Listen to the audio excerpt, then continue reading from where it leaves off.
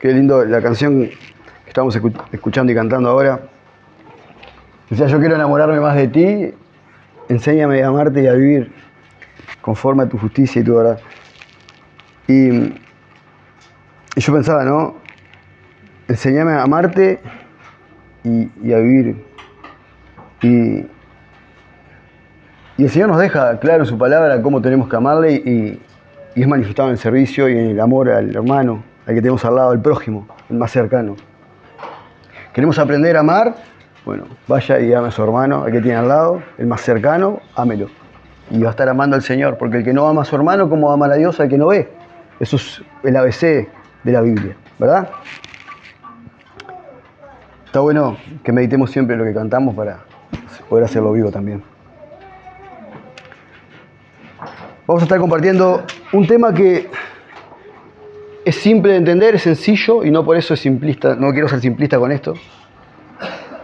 Es un tema sencillo de entender, pero que a la vez creo que es donde los cristianos hacemos agua primero y abandonamos casi que al toque, nos olvidamos.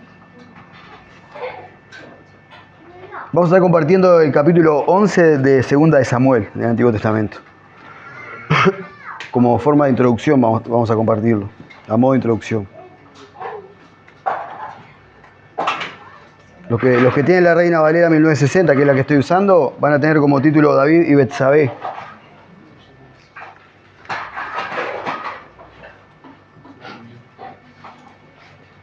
¿Estamos ahí? David y Betsabé tenemos como título. Vamos a leer desde el versículo 2. Y dice: Y sucedió un día, al caer la tarde, que se levantó David de su lecho y se paseaba sobre el terrado de la casa real. Y vio desde el terrado a una mujer que se estaba bañando, la cual era muy hermosa. Envió David a preguntar por aquella mujer y le dijeron: aquella es Betsabé, hija de Eliam, mujer de Urías Eteo. Y envió David mensajeros y la tomó y vino a él y durmió con ella. Luego ella se purificó de su inmundicia y se volvió a su casa. Y concibió la mujer y envió a hacerlo saber a David, diciendo: estoy encinta. Entonces David envió a decir a Joab: envíame a Urías Eteo. Y Joab envió a Urías a David. Y cuando Urías vino a él, David le preguntó por su salud, por la salud de Joab y por la salud de su pueblo y por el estado de la guerra. Después dijo David a Urías: desciende tú a tu casa y lava tus pies. Saliendo Urías de la casa del rey, le fue enviado presente de la casa real, mas Urías durmió en la puerta de la casa del rey con todos los siervos de su señor y no descendió a su casa. Vamos a ir hasta ahí en principio. Todos conocemos la historia, o la gran mayoría conoce la historia de David y Betsabé. Tenemos a el rey David, un hombre conforme al corazón de Dios, que había salido a pasear por las terrazas de su casa y vio a una mujer bañándose que era la esposa de uno de los soldados de su ejército, del ejército de David. La codició y mandó a que se la llevaran a él. Tuvo relaciones con esta mujer y esta mujer quedó embarazada, como dice el relato. Y ahora, según lo que leímos recién, ¿qué hizo automáticamente David? Trató de hacer venir a su esposo de la guerra y trató de, como decimos en criollo, encajarle el hijo a Urías. ¿Sí? El hijo que era de David, él quería hacer creer que era hijo de Urías por causa de este pecado que había cometido David. Ahora bien, no contento con esto, a lo que Urías se negó a dormir en su casa, David, trata de emborracharlo y trata nuevamente de hacer lo mismo, cosa que tampoco puede. Y lo que hace después del versículo 14 dice: venía la mañana, escribió David a Joab una carta, la cual envió por mano de Urías. Y escribió en la carta diciendo: pongan a Urías al frente en lo más recio de la batalla y retírense de él para que sea herido y muera. Así fue que cuando Joab sitió la ciudad, puso a Urías en el lugar donde sabía que estaban los hombres más valientes y saliendo, perdón. ¿Quieres agarrarlo?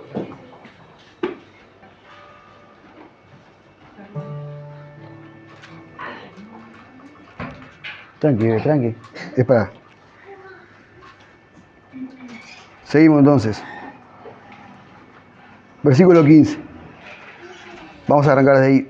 Y escribió una carta diciendo: pongan a Urías al frente en lo más recio de la batalla y retírense de él para que sea herido y muera. Así fue que cuando Joab sitió la ciudad, puso a Urías en el lugar donde sabía que estaban los hombres más valientes. Y saliendo luego los de la ciudad pelearon contra Joab y cayeron algunos del ejército de los siervos de David. Y murió también Urías Eteo. Entonces envió Joab e hizo saber a David todos los asuntos de la guerra.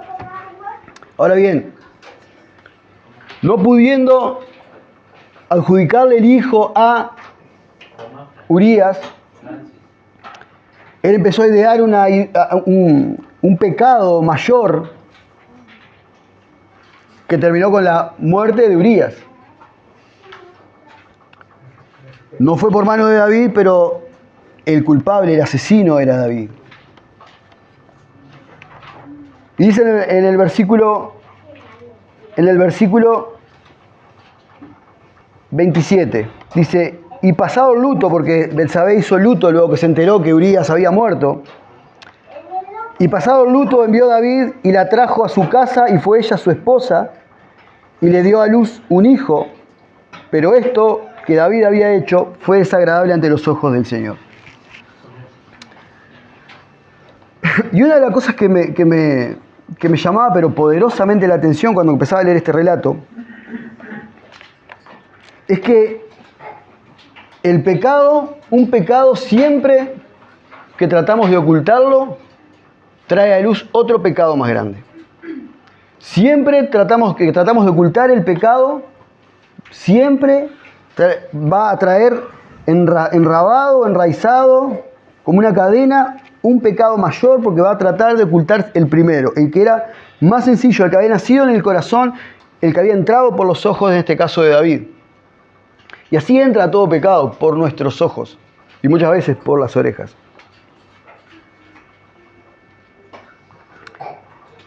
Y David, luego de ver, empezó a cavilar en su mente, él mismo permitió que ese pecado hiciera nido en su cabeza, y salió y cometió el pecado, y no pudiendo solucionarlo, tratando de encubrirlo, él llegó a matar a Urías. Entonces, David había codiciado a la mujer de su prójimo, David era un adúltero y David era un asesino hasta este momento. Ahora, pensemos esto: David era capaz de ocultar delante de los ojos de Dios el pecado que había cometido, desde el que había visto, el que había pensado, y el que había hecho y el que había mandado hacer. ¿Era capaz de ocultar David el pecado? De ninguna forma. ¿Hay quizá algún hombre sobre toda la faz de la tierra, en todas las edades y las eras, fue capaz de ocultar el pecado delante de Dios? ¿Hay alguien dentro de esta congregación capaz de ocultar el pecado delante de Dios? Nadie. Ninguno de nosotros. Ni lo hay ni lo va a haber jamás. Porque como dicen en Hebreos, todo está desnudo, está descubierto delante de los ojos ante aquel que tenemos que rendirle cuentas. Todo está en descubierto, todo se conoce, todo se sabe delante de sus ojos. Nada podemos esconder.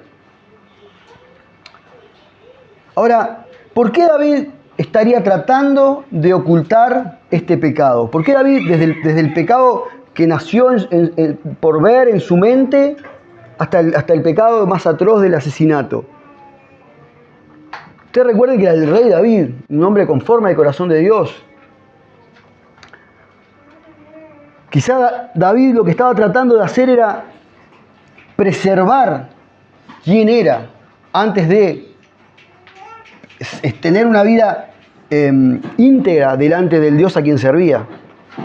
Porque delante de Dios no podía ocultarlo, pero delante de los hombres sí, él estaba tratando de preservar su imagen de alguna forma.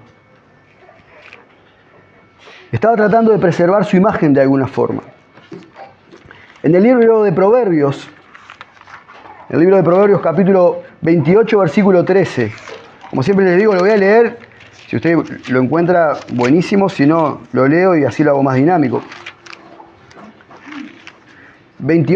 Capítulo 28, versículo 13 dice: el que encubre sus pecados no prosperará. El que encubre sus pecados no prosperará. Mas el que los confiesa y se aparta alcanzará misericordia. Aquel que trata de ocultar su pecado no va a prosperar. Y siempre tratamos de ver la prosperidad económica. Cuando hablamos de la prosperidad, vamos a la economía, ¿verdad? Pero nuestra vida espiritual, si tratamos de ocultar el pecado, no va a prosperar de ninguna forma. No vamos a crecer, no vamos a avanzar, no nos vamos a acercar más a Jesús, no nos vamos a acercar más a nadie, a ningún hermano, si no confesamos el pecado, si tratamos de ocultarlo. Porque el que encubre sus pecados no prosperará. Si lo llevamos a un negocio o a una empresa, si yo estoy siendo un estafador y yo estoy estafando con mi empresa o estoy trabajando, yo qué sé, de cualquier forma que no es legal, y es pecado, y trato de encubrirlo siempre para prosperar, no voy a prosperar, porque en algún momento eso va a saltar a la luz y mi empresa se va a fundir, ¿verdad? Sirve para todos los ámbitos. Ahora, pero el que los confiesa, y acá es donde viene el título de la prédica, homologueo. Pero el que los confiesa y se aparta, alcanzará misericordia. Como les decía hoy, es sencillo de entender el pasaje que compartimos. Es sencillo de entender lo que está queriendo decir.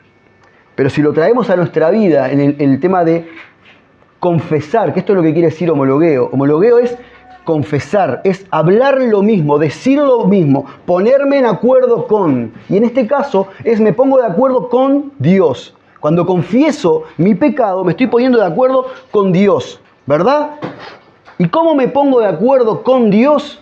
Tengo que conocer su ley, tengo que conocer su voluntad. Para ponerme de acuerdo con Él, tengo que conocer su voluntad, ¿verdad? Y cuando quebranto su voluntad, si la conozco, por ejemplo, les voy a poner un ejemplo. Si Dios dice, estás siendo, en este tiempo, estás siendo un mentiroso. Y yo entiendo en su palabra que está mal mentir. Ahora, yo puedo ir donde Dios y pedirle perdón al Señor. Señor, te pido perdón por mis pecados. Hace un tiempo prediqué algo similar. Pero otra cosa muy diferente es ir donde Dios y decirle, Señor, te pido perdón porque soy un mentiroso. Que eso es muy diferente.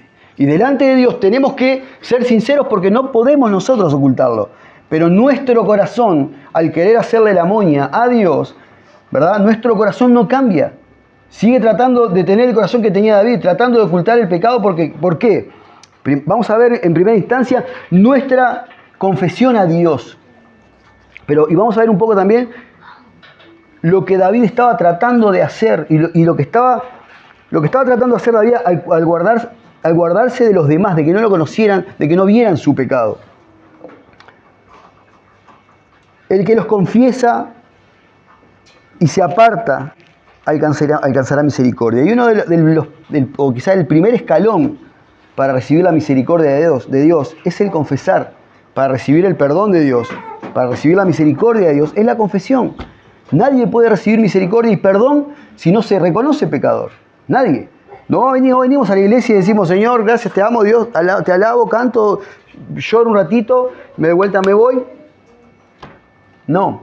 Si no nos arrepentimos de nuestros pecados, reconocemos nuestra maldad y vamos delante del Señor y abrimos el corazón y hablamos desde lo que somos, verdaderamente, no lo que decimos ser, sino lo que somos, no vamos a llegar a alcanzar la misericordia. Y si no nos apartamos del pecado que confesamos, no vamos a alcanzar misericordia. Eso es lo que enseña la Biblia. Salmo 32, le voy a leer la versión de Dios habla hoy. Porque me parece mucho más rica y mucho más entendible. Y está buenísimo. Tenemos como título, los que tienen la versión Dios habla hoy, Dice confesión y perdón. Confesión y perdón. Y dice lo siguiente. Feliz el hombre a quien sus culpas y pecados les han sido perdonados por completo. Feliz el hombre. Feliz el hombre que no es malintencionado y a quien el Señor no acusa de falta alguna. Y escuchen lo que dice David, porque esto es un salmo de David, es un salmo de David. Mientras no confesé mi pecado, mi cuerpo iba decayendo por mi gemir todo el día. Mientras no confesé mi pecado, mi cuerpo iba decayendo por mi gemir todo el día. Pues de día y de noche tu mano pesaba sobre mí, como flor marchita por el calor del verano, así me sentía decaer. Fíjense, estamos leyendo a David, un adúltero, un hombre que había codiciado la mujer del prójimo, que había adulterado, un hombre que era asesino. Si yo leo este pecado entendiendo lo que había hecho, digo, pero David, está bien, te lo mereces, tenés que sentirte así. Pero ese no es el Dios en el que yo creo. Aunque sea difícil de entender, Dios perdona también a este tipo de personas. Dios me perdonó a mí, un pecador, el peor. Como decía Pablo, soy el peor de todos, pero no, había un montón.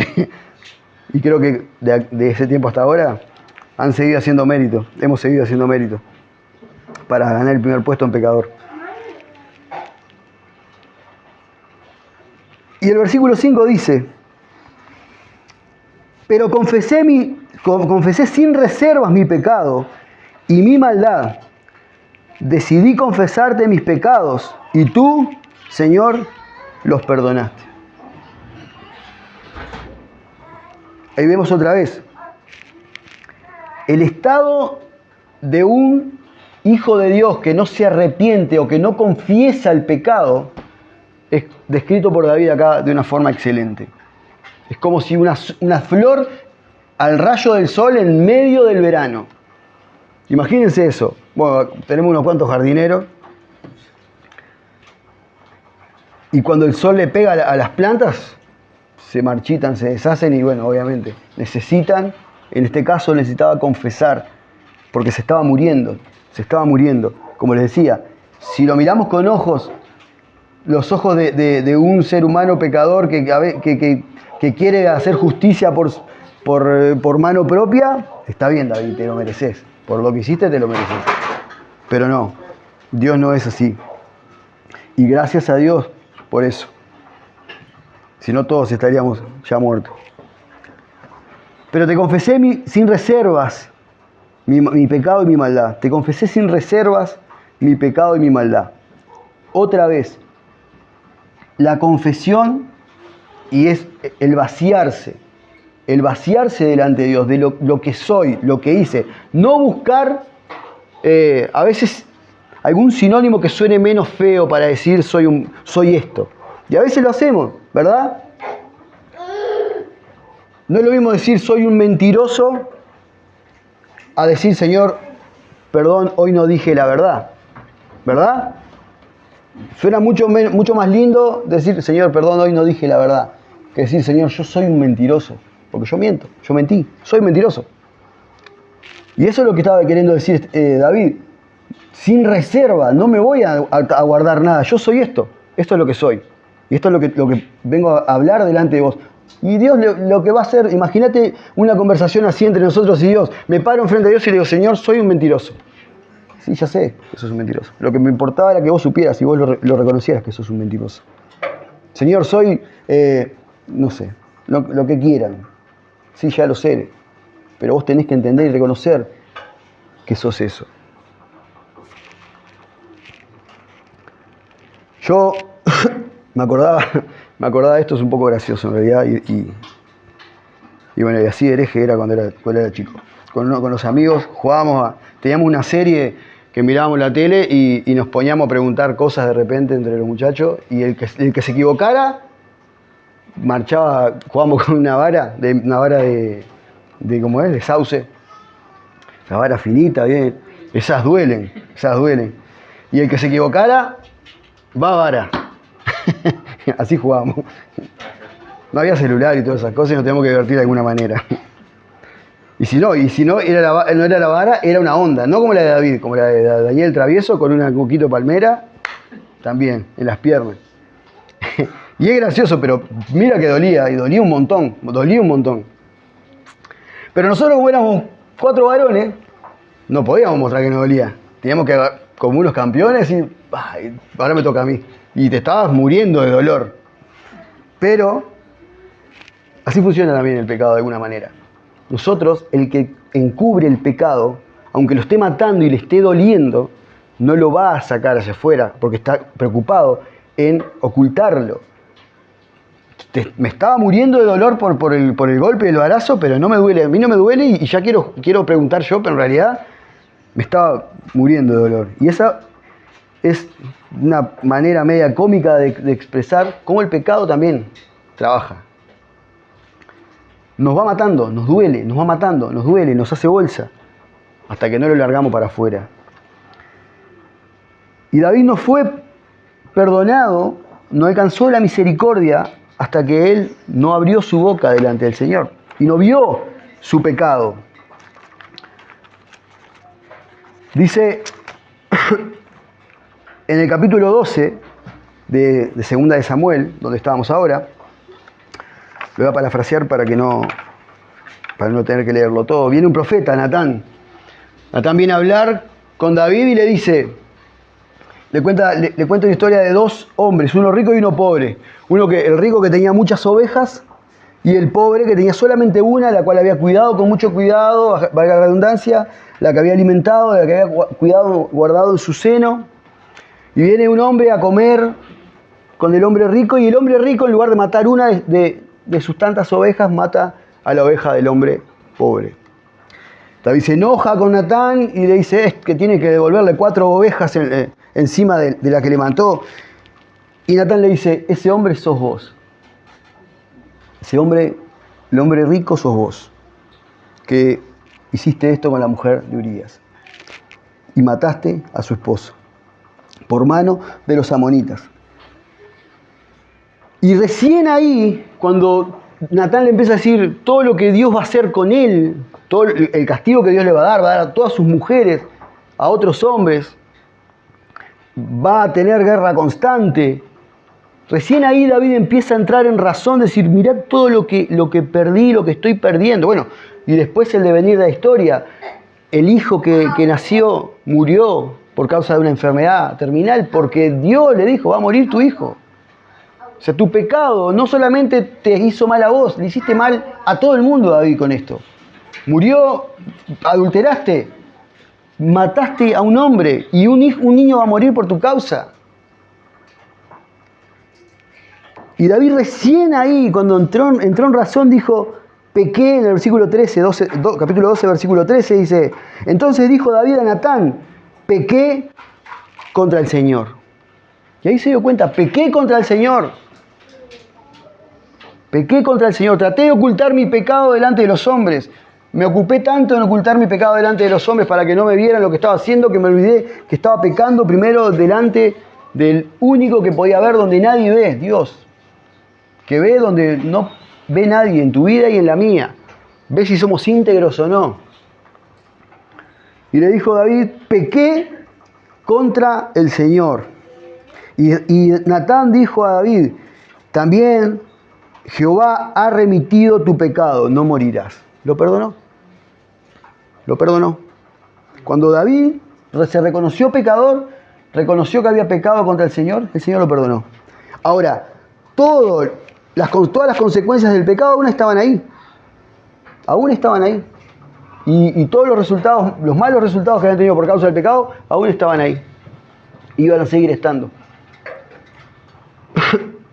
Primera de Juan, capítulo 1, versículo 9, y nos acerca un poco más a nosotros hoy en día. Es impresionante, Dios, sinceramente es impresionante. Cuando leía esto, no podía creer lo que Dios me estaba hablando y lo que Dios estaba diciendo y lo que Dios nos dice acá en el capítulo 1 de Primera de Juan. Dice, Vamos a leerlos desde el 5 hasta el 9, hasta el versículo 9. Capítulo 1, versículo 5 hasta el 9. Este es el mensaje, tenemos como título Dios es luz. Este es el mensaje que hemos oído de Él y les anunciamos. Dios es luz y no hay ninguna tiniebla en Él. Si decimos que tenemos comunión con Él y andamos en tinieblas, mentimos y no practicamos la verdad. Pero si andamos en luz, como Él está en luz, tenemos comunión los unos con los otros y la sangre de Jesucristo, su Hijo, nos limpia de todo pecado. Si decimos que no tenemos pecado, nos engañamos a nosotros mismos y la verdad no está en nosotros. Si confesamos nuestros pecados, Él es fiel y justo para perdonar nuestros pecados y limpiarnos de toda maldad. Amén. Limpiarnos de toda maldad. Versículo 9 otra vez. Si confesamos nuestros pecados, Él es fiel y justo para perdonar nuestros pecados y limpiarnos de toda maldad. Si confesamos, homologueo, si me pongo de acuerdo con Dios, si reconozco lo que Dios dice que está mal y yo estoy haciendo mal, y voy donde Él y le pido perdón por esto, Señor, con nombre y apellido, como decía un pastor amigo, con nombre y apellido, Él que es fiel va a aplicar su justicia a mi vida, la justicia que recibimos por Jesucristo. Y va a perdonar todos nuestros pecados y nos va a limpiar de toda maldad. Pero el primer peldaño del escalón es la confesión. Para poder recibir perdón y limpieza de nuestros pecados, tiene que haber confesión. No hay otra forma. No hay otra forma. Nadie viene donde Dios y viene y, como le decía, canta, alaba, Señor, vengo a la iglesia, perdonado. Creo en Jesús, sí. Y confesión. Como le decía al comienzo, es lo primero que el cristiano empieza a dejar, la confesión. La confesión. Decir lo que soy delante de Dios. Señor, yo soy esto. Ni bien lo reconozco, ni bien veo en su palabra, en el espejo de su palabra, digo, este soy yo, Señor. Confesión. Señor, esto soy yo. Y rogarle al Señor que perdone nuestros pecados con nombre y apellido. Y Él que es fiel va a aplicar su justicia a nosotros, la justicia que recibimos en su Hijo. Y nos va a limpiar de toda nuestra maldad. Y tenemos que, como decía en Proverbios, apartarnos. El que los confiesa y se aparta. No es lo confieso, lo digo y sigo y cada tanto vuelvo a caer y lo vuelvo a confesar. No, el que los confiesa y se aparta va a alcanzar misericordia. Ahora, vean qué hermosa es la palabra de Dios, ¿no? Vean qué hermosa es la palabra de Dios, porque esto es una cadena. Es una cadena. Estamos en el contexto de la luz. Dios es luz. Dios es luz. Y dice la Biblia, en el versículo 7, dice, pero si andamos en luz, si caminamos en luz, si vivimos en luz, transparentes a la luz, que nos esté viendo todo el mundo y sabe lo que somos. ¿Por qué? ¿Verdad? Porque confesamos nuestros pecados. Si andamos en luz, como Él está en luz, tenemos comunión los unos con los otros y la sangre de Jesucristo nos limpia de todo pecado. ¿Y cuándo nos limpia de todo pecado la sangre de Jesucristo? Cuando confesamos nuestro pecado. Ahora, el andar en luz es una vida constante de confesión. Es una vida de confesión constante. No podemos armar un cristiano que no está ni siquiera en la Biblia. No podemos transformar o tratar de hacer un cristiano que no existe en la Biblia, un cristiano perfecto que no peca y que no habla su pecado y que no se muestra delante de los demás como pecador, con errores, que no abre su corazón, que no habla de sus errores con los demás, que se para estoico ahí y que casi pareciera el mismo Señor Jesucristo o el apóstol Pablo. No existe. No existe un cristiano en la Biblia y no existe en todo el mundo.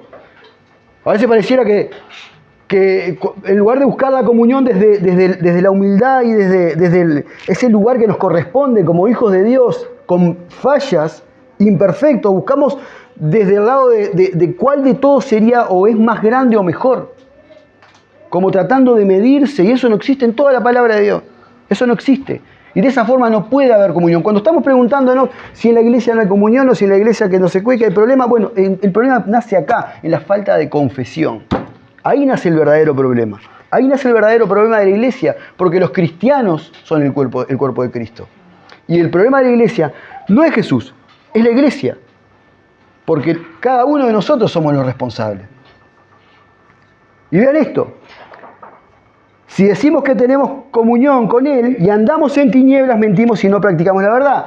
La tiniebla es tratar de ocultar, porque la tiniebla trata de ocultar todo, pero la luz todo lo manifiesta. Todo aquel que hace lo bueno viene a la luz para que sea reconocido y sea visto que sus obras son hechas en Dios. San Juan 3. Aquel que vive en luz no tiene absolutamente ningún problema de decir, yo soy así, muchachos. No esperen más de mí porque esto es lo que soy. No busquen a un superhéroe porque yo soy esto. Hoy me ves predicar, sí, es verdad. Mañana capaz que me ves equivocarme. Y soy esto, soy un cristiano. ¿Qué buscabas? ¿Un superhéroe? No. Lamentablemente tratamos de relacionarnos desde ese lado y es imperfecto. Somos imperfectos y es erróneo. No vamos a llevarnos bien jamás si no entendemos que el que tenemos al lado es pecador. O mejor dicho, si no nos reconocemos pecadores con el que tenemos al lado. Y es tremendo pensar en que Dios nos dice, confiesen sus pecados, confiésenme sus pecados, pero Santiago nos dice algo un poquitito más allá. Santiago nos lleva un poquitito más allá.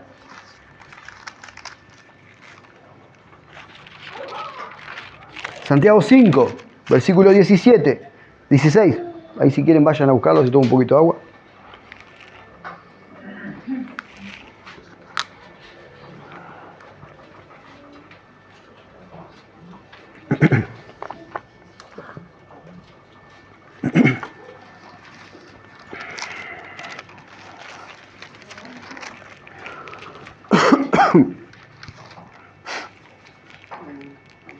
¿Estamos ahí?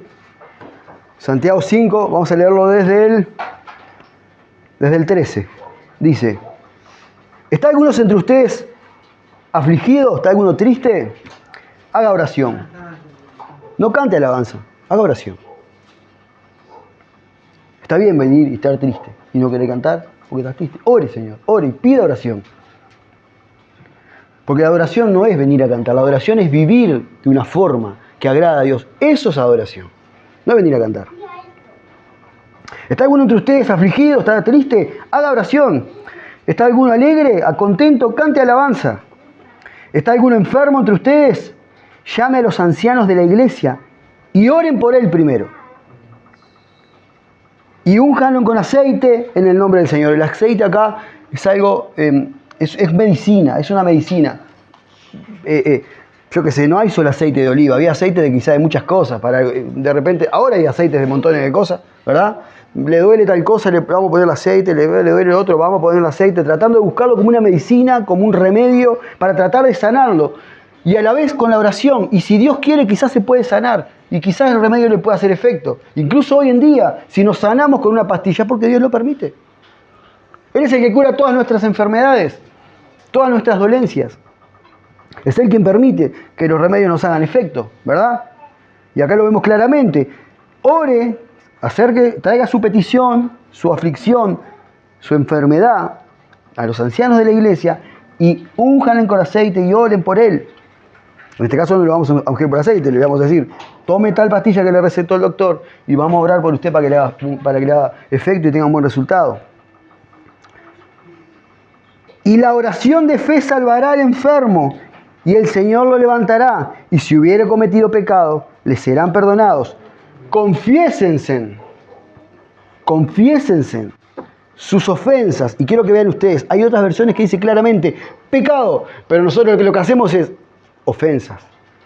Si te ofendo, no, confesá tu pecado. Y no como un cura, abrí tu corazón y andá donde el hermano y decís, yo pequé. Porque Dios dice esto, macanudo, vení y confesá tu pecado conmigo. ¿Está? Macanudo, ¿lastimaste al hermano? Bueno, andá y confesá al hermano y hablá con el hermano porque con él también tenés que arreglar las cosas. ¿Verdad? Ahora, Dios dice, confiesen sus ofensas, sus pecados unos a otros y oren unos por otros para que sean sanados. ¿Por qué? Porque así como David estaba como una flor marchita, seguramente con un semblante decaído, casi enfermo, así enferma la falta de confesión al hombre cuando no saca de adentro lo que tiene que decir. La oración eficaz del justo puede mucho. La oración con entendimiento, con comprensión.